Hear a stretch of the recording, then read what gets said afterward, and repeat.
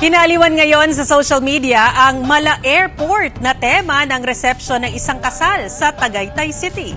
Tunghayan sa report ni Paul Hernandez ng GMA Regional TV Balitang Southern Tagalog.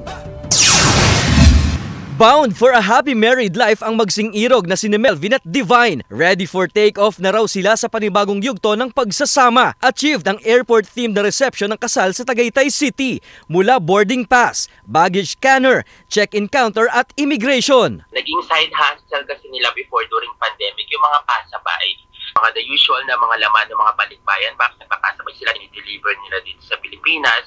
Out of that, nabanggit ko lang na bakit hindi natin siya gawin na parang yung souvenir nyo, parang giving back na rin. Tubong sa Sablayan Occidental Mindoro si groom at taga Pampanga naman si bride. 2018 nang magsimulang magkakilala sa pinagtatrabahuang home care facility sa Abu Dhabi bilang mga nurse. Yung isang kulig ko na kasama ko sa bahay, meron niya si Divine, maganda, ganyan. Doon ko tinry na kulit-kulitin siya. Then, ayun, awa ng Diyos, binigyan ako ng pagkakataon na ma-meet siya, makilala. Gusto rin daw kasi nilang mas maging memorable ang kasal, hindi lang para sa kanila, kundi maging sa mga bisita. Wow sila na parang, ay wow, ganito pala ang feeling ng nasa airport.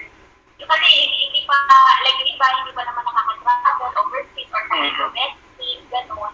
Pasabog din ang wedding gift ni groom kay bride. Eras Tour concert lang naman ni Taylor Swift sa Singapore. Bonus na lang daw kung makakapag-travel pa sina Melvin at Divine sa iba-ibang lugar. Dahil para sa kanila, ang dream destination nila natagpuan na sa isa't isa. Mula sa GMA Regional TV, Balitang Southern Tagalog, Paul Hernandez nagbabalita para sa GMA Integrated News.